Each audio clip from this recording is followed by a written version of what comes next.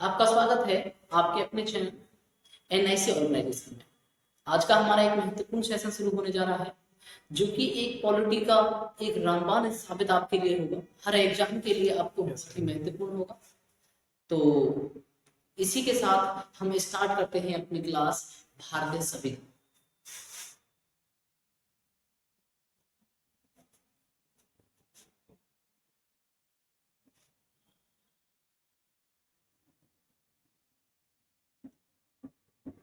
भारतीय संविधान के बारे में जानने से पहले आपको थोड़ी सी बातें संविधान के बारे में जाननी होंगी कि जो संविधान होता है मेरे भैया, जो संविधान होता है वो दो प्रकार का और दो शब्दों से मिलकर बना। संविधान दो शब्दों से मिलकर बना होता है, सम प्लस में विधान।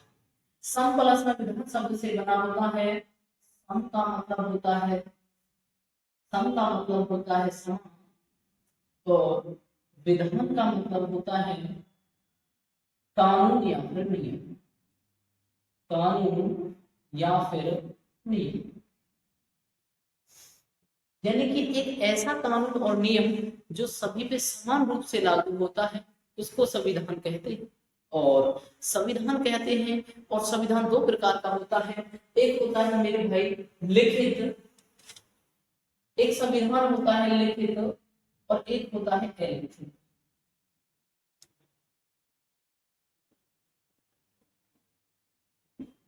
अगर आपसे पेपर में पूछा जाता है कि सबसे पहला लिखित संविधान किस देश का है, तो सबसे पहला जो लिखित संविधान है मेरे भैया वो है हमारा अमेरिका।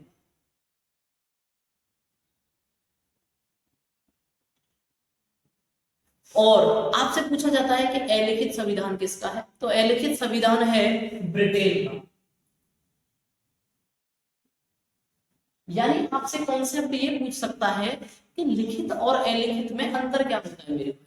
तो मेरे भाई लिखित का मतलब है जिसमें हम बहुत ही जल्दी से कोई संशोधन नहीं कर सकते हैं, उसकी बहुत सारी बड़ी प्रक्रिया होती है, और लोकसभा, राज्यसभा, उसके बाद राष्ट्रपति की सिग्नेचर, तो ऐसा बहुत सारा काम होता है, उसके बाद हम उसको कर सकते हैं। लेकिन अलिखित का मतलब है यूं ही कर दिया और पता भी नहीं, कोई संशोधन नहीं करा, कुछ भी नहीं करा, है ना, तो उसको भाई हम अलिखित संविधान कहते हैं। तो आपसे नेक्स्ट पेपर में पूछा जाएगा कि सबसे बड़ा लिखित संविधान किसका है,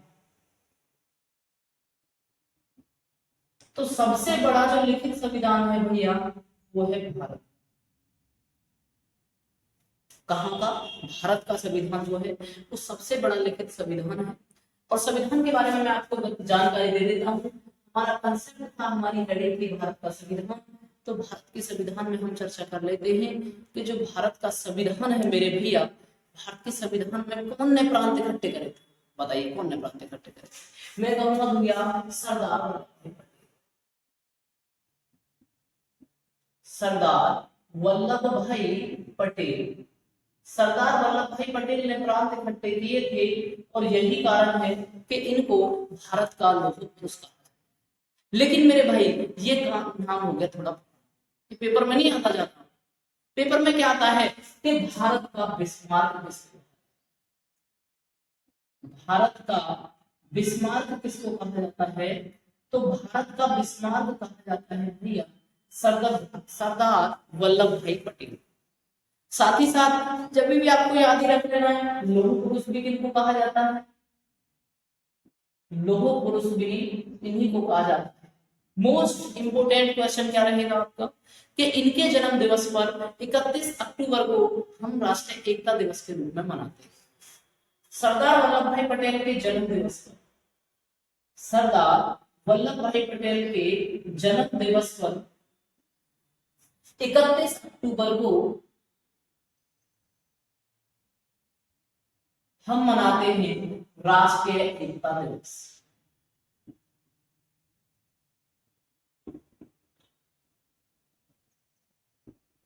राष्ट्रीय एकता दिवस आपकी जानकारी के लिए बता देता हूँ मैं, यूपी पुलिस के एग्जाम्स में अभी अभी जो एग्जाम्स हुए थे, जो रद्द भी हो चुके हैं क्योंकि कहीं लीक होने की अफवाह ऐसे फैल चुकी थी, तो वहां पर भी एक क्वेश्चन देखने को मिला था कि राष्ट्रीय एकता दिवस कब मनाया जाता है। तो राष्ट्रीय एकता दिवस 31 अक्टूबर को मनाया जाता है और सरदार वल्लभ भाई पटेल के जन्म दिवस पर मनाया जाता है। अब मैं आपसे आगे चर्चा करता हूँ कि जो भारत का संविधान है उसको किसने लिखा था मेरे, तो लिखने का काम किया था प्रेम बिहारी राय। प्रेम बिहारी राय ने लिखने का काम किया था। कोई बच्चा ये ना समझे कि भैया डॉक्टर भीमराव अम्बेडकर ने लिखा था, नहीं, ये बिल्कुल कहना गलत है, क्योंकि जो लेखन का कार्य किया था वो किया था प्रेम बिहारी रायजादा ने। ठीक है जी। और साथ ही साथ आप ध्यान रखेंगे कि संविधान का, भारत के संविधान का जनक किसे कहा जाता है। भारत के संविधान का जनक किसे कहा जाता है, तो भारत के संविधान का जो जनक है मेरे भाई, वो जनक कहा जाता है हमारा डॉक्टर भीमराव अम्बेडकर।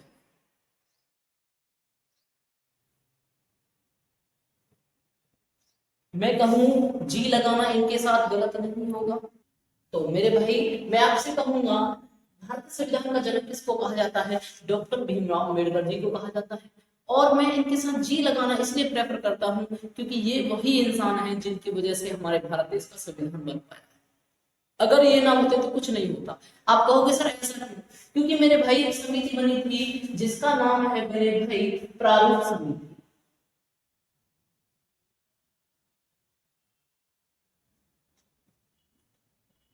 भैया प्रारूप समिति क्या होती है मेरे भैया, प्रारूप समिति मतलब मान के चलिए मैंने एक परचूने की दुकान खोल दिया।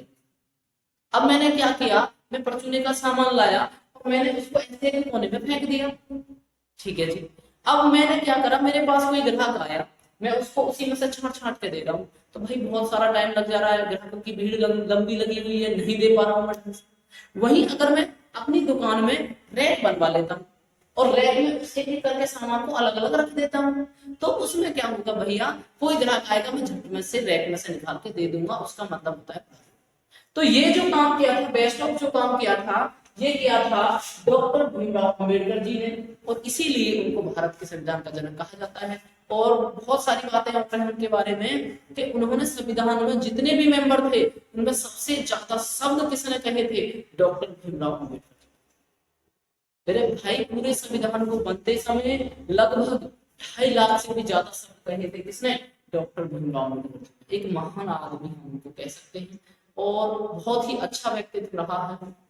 और प्रारूप समिति की हम बात कर रहे थे भैया, प्रारूप समिति की हम बात कर रहे थे, तो आपको पता होना चाहिए कि प्रारूप समिति में कितने सदस्य थे, 7 सदस्य। और 7 सदस्य थे और उनमें से अध्यक्ष कौन थे मेरे भाई, तो वो थे डॉक्टर भीमराव।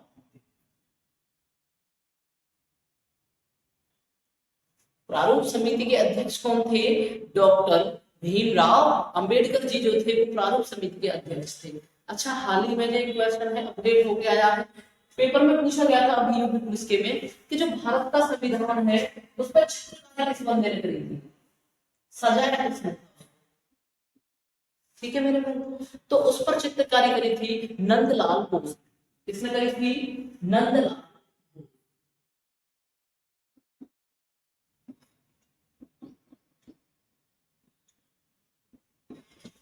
और उसमें इनडायरेक्टली लिखा हुआ था कि भारतीय संविधान पर कलर किसने किया। तो कलर का मतलब रंगना होता है बेसिकली, उस पे साइडों से मल्लू मल्लू सा बना दिया है ना, जैसे लड़कियां बना के रखती हैं अपनी कॉपियों को कवर चढ़ा के, बहुत ही बढ़िया करके रखती हैं।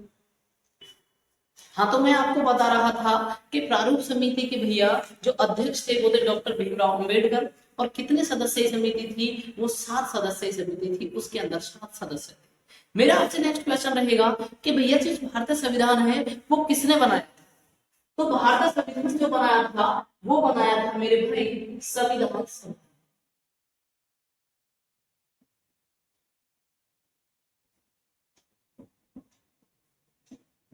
आपसे पेपर में क्वेश्चन आएगा कि भारत का संविधान किसने बनाया, डॉक्टर भीमराव अम्बेडकर, जवाहरलाल नेहरू, राजेंद्र प्रसाद या फिर संविधान सभा। तो भैया सीधा सीधा आंसर करना है संविधान सभा। किसी एक बंदे ने नहीं बनाया, सभी ने मिलकर के काम किया, इस बात का विशेष ध्यान रखेंगे। और आप कहोगे सर जो ये संविधान सभा है ये किसने बनाई, किस बेस पे बनी, तो भैया एक मिशन आया था जिसका नाम था कैबिनेट मिशन। क्या नाम था, कैबिनेट मिशन उसका नाम था। उस मिशन में मेरे भाई 3 सदस्य थे और उन 3 सदस्यों में जो इसको लाए थे, ठीक है, कौन कौन थे भैया, आपने नाम सुना ही होगा। और कैबिनेट मिशन में 3 सदस्य थे हमारे, अलेक्जेंडर, लॉरेंस और फिलिप्स। ठीक है, इस तरह से 3 सदस्य थे, वैसे ज्यादा महत्वपूर्ण नहीं है। अब हम बात करते हैं कि आप कहोगे सभी भारतीय संविधान को किसने बनाया? संविधान सभा ने। संविधान सभा को किसने बनाया? कैबिनेट मिशन ने। ठीक है जी। और संविधान सभा की 3 महत्वपूर्ण बैठक आपको ध्यान रखनी है, जहां से पेपर में क्वेश्चन आता है। पहली बैठक है आपकी 9 दिसंबर 1946, 11 दिसंबर 1946 और 13 दिसंबर 1946। तीनों ही महत्वपूर्ण बैठक है, तीनों ही आपको याद करना। 9 दिसंबर 1946 को जो बैठक हुई थी भैया, वो हुई थी अस्थायी, तो उसके अस्थायी अध्यक्ष बने थे, और अस्थायी अध्यक्ष कौन बने थे? डॉक्टर राज सच्चिदानंद सिन्हा। डॉक्टर सच्चिदानंद सिन्हा, इनको अस्थायी अध्यक्ष बनाया गया था। अस्थायी का मतलब क्या होता है भैया? टेम्परेरी। जी वहां बैठे हमने ऐसे बोल कर लिया जैसे अब हम तुमसे कहें कि भाई वहां जियो सब है, अपना बोला जाएगा।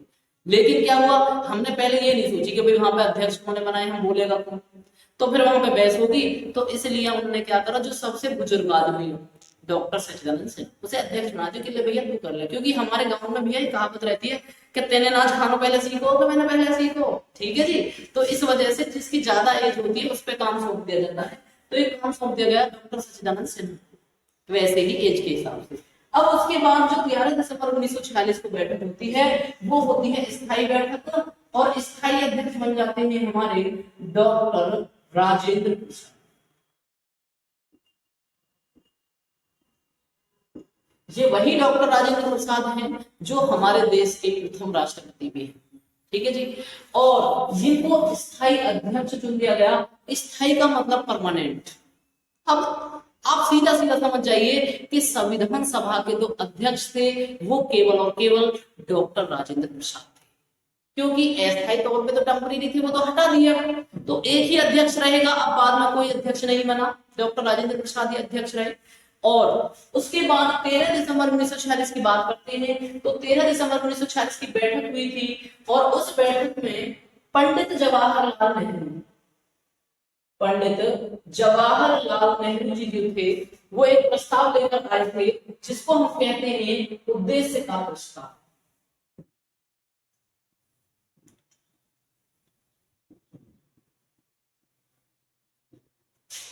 ये वही उद्देश्य का प्रस्ताव है जिसे आज हम और आप लोग प्रस्तावना की नजर में जानते हैं। और इस प्रस्तावना को ये लेकर आए हमारे पंडित जवाहरलाल नेहरू 13 दिसंबर 1946 के दिन, और इसको हमारे संविधान ने कब स्वीकार किया, ये आपको पता होना चाहिए। इसको हमारे संविधान ने स्वीकार किया था 22 जनवरी 1947। ठीक है दोस्तों, कब स्वीकार किया था इसको? 22 जनवरी 1943 को इसको स्वीकार। अच्छा, आपसे मेरा क्वेश्चन अगर पूछता हूं मैं आपसे कि प्रस्तावना का विचार किस देश से लिया है, तो प्रस्तावना की भाषा किस देश से ली है, तो मेरे भाई पैनिक होने की जरूरत नहीं है। आगे हम और भी पढ़ने वाले हैं, तो उसमें हम जो है संविधान के स्रोत पढ़ेंगे और वहां पर आपको बता देंगे। लेकिन आपकी जानकारी के लिए मैं बता देता हूँ कि जो प्रस्तावना का विचार है वो हमने अमेरिका से लिया है, और प्रस्तावना की जो भाषा है वो हमने ऑस्ट्रेलिया से ली। ठीक है भाई, आगे बात करते हैं भैया कि उस समय पर टोटल प्रांत कितने इकट्ठे हो पाए थे, तो टोटल प्रांत हुए थे उस समय 389, 389।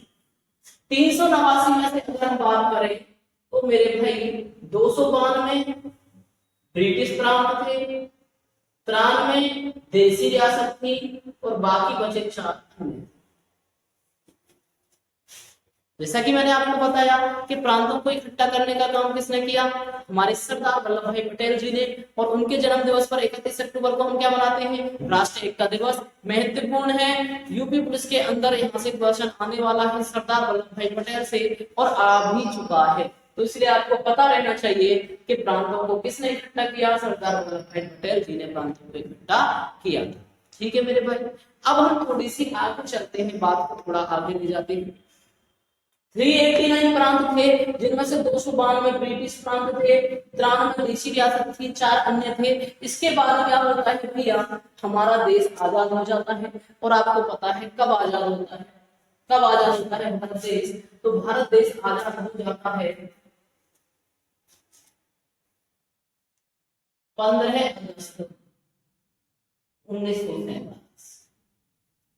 और इसीलिए हम 15 अगस्त को स्वतंत्रता दिवस के रूप में मनाते हैं, इंडिपेंडेंस डे के रूप में मनाते हैं। बच्चे बच्चे को पता है ये बातें, लेकिन आपको फिर भी याद कर लेनी है, कभी एग्जाम टाइम में आप भूल जाओ। और हमसे पहले अपना पाकिस्तान मना लेता है 14 अगस्त 1947। अब क्या हुआ भाई, 15 अगस्त को हम आजाद हो गए। अब ऐसा तो है नहीं कि सारे मेंबर हमारे पास ही रहेंगे, ठीक है ना। तो उस समय पे क्या हुआ था, कुछ मेंबर्स पाकिस्तान में चले गए, कुछ हमारी साइड हो गए। लेकिन उससे पहले आपको एक बात ध्यान रखनी पड़ेगी कि जो आजाद हुआ है भारत देश का, जो विभाजन हुआ है पाकिस्तान और भारत के अंदर, वो कौन सी योजना ने किया था, तो उसका नाम था माउंटबेटन योजना।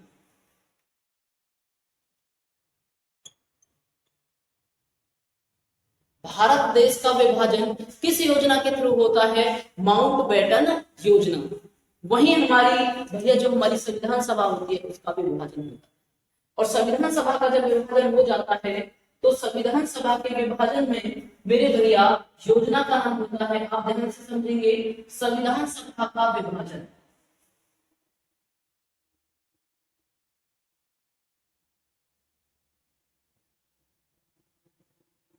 और योजना का नाम है डिक्की बर्डे योजना। मुझे लगता है आपने कम नाम सुना होगा इसका, लेकिन पेपर के लिए महत्वपूर्ण है, इसलिए आपको ध्यान रखना है।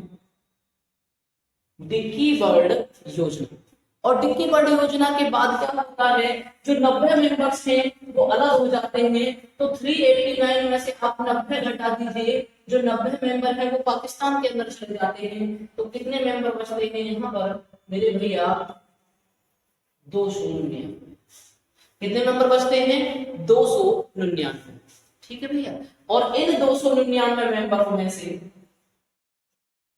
समझना पॉइंट को ध्यान से समझेंगे, 299 मेंबर बचे हैं और 299 मेंबरों में से वो तो है ब्रिटिश। तो मेरे भाई मैं आपको बता रहा था कि 389 प्रांत थे और 389 प्रांतों में से 90 प्रांत पाकिस्तान में चले जाते हैं, जिससे कि 299 प्रांत हमारे पास बचते हैं।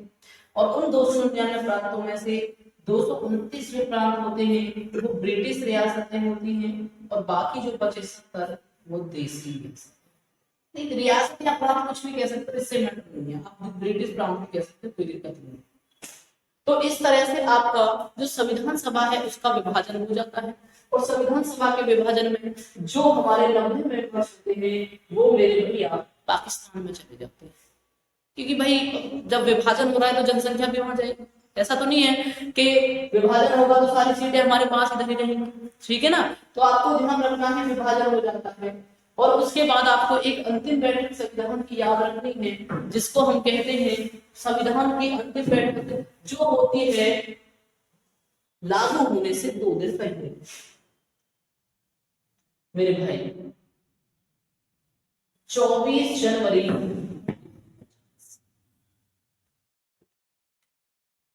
24 जनवरी 1950 को 4 काम होते हैं, चारों ही चारों आपको याद रखने हैं। पहला काम क्या होता है, 24 जनवरी 1950 को संविधान सभा की अंतिम बैठक रहती है।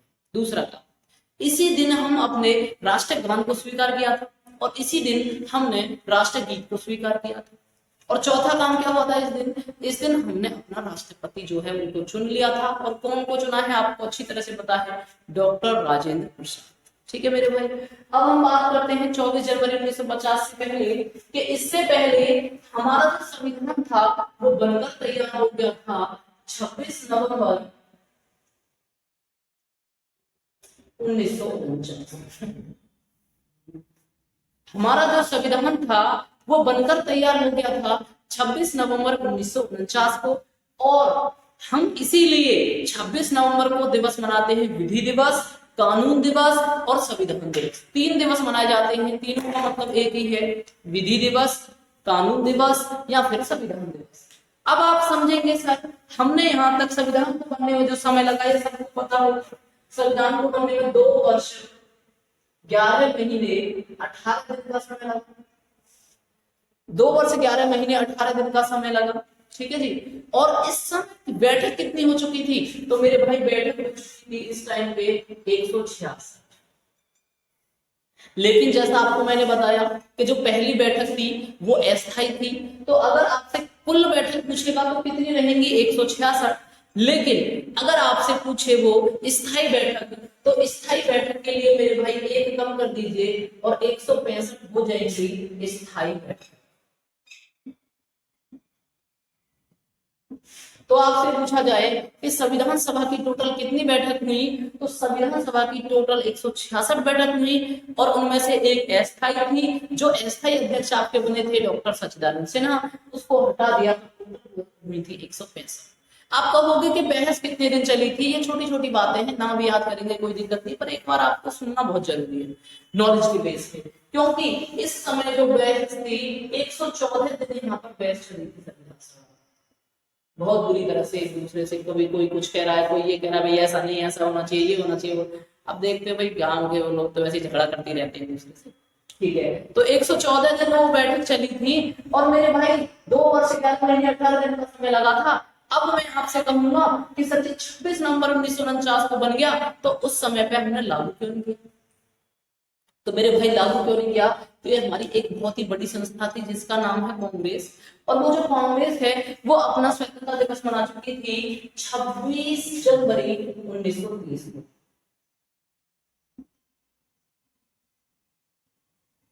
ये भी क्वेश्चन आपसे कई एग्जाम्स के अंदर पूछा गया है कि कांग्रेस ने अपना पहला स्वतंत्रता दिवस कब मनाया था, 26 जनवरी 1930 को, या फिर कांग्रेस ने अपना पहला स्वाधीनता दिवस कब मनाया था। स्वाधीनता का मतलब भी होता है स्वतंत्रता।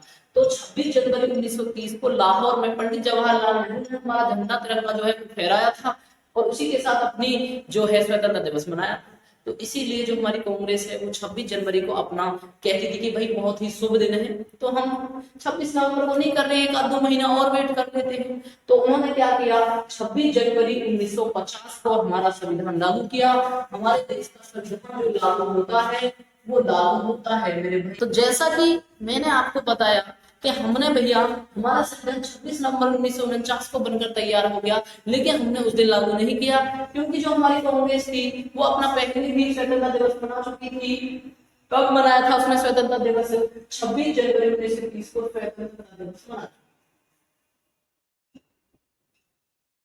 तो इसीलिए जो कांग्रेस है वो अपना महत्वपूर्ण दिन मानती है इस दिन, और इसीलिए उसने 26 जनवरी 1950 का हमारा संविधान लागू किया।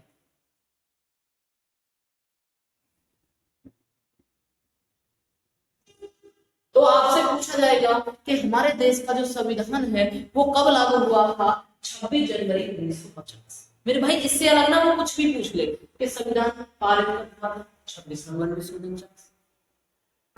समझेंगे। तो आपको एक पॉइंट दोबारा मैं याद दिला देता हूँ भैया, most of the important point है कि आपसे पूछा जाएगा मेरे भाई कि विधि दिवस कब मनाते हैं, पूछा जाए कानून दिवस कब मनाते हैं, एक ही बात है, विधि का मतलब कानून होता है। तीसरी बात आपसे पूछा जाए संविधान दिवस कब मनाते हैं,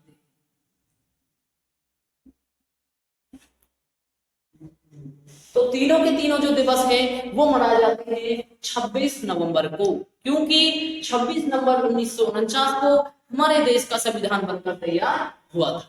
ठीक है, उसके बाद मैं आपको एक पॉइंट और बता देता हूं कि 26 जनवरी को क्या हुआ है, हमारा जो संविधान है वो लागू हुआ है, इसीलिए हम 26 जनवरी को मनाते हैं गणतंत्र दिवस।